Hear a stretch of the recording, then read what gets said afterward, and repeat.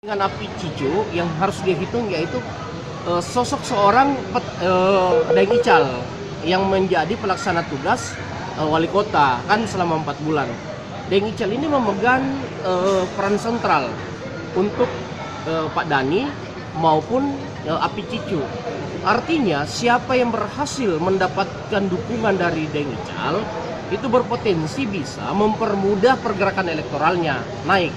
Kenapa? Karena selama 4 bulan ini birokrasi itu dikendalikan oleh Daeng Ical. Artinya Daeng Ical punya peran sentral untuk bisa mengarahkan dukungan birokrat, ya kan, kemana. Walaupun mungkin tidak semudah itu Daeng Ical bisa memindahkan birokrat-birokrat yang loyal dan selama ini dekat dengan Pak Wali, Pak Dhani seperti itu. Tapi Daeng Ical punya kemampuan menggerakkan birokrasi sampai 40%.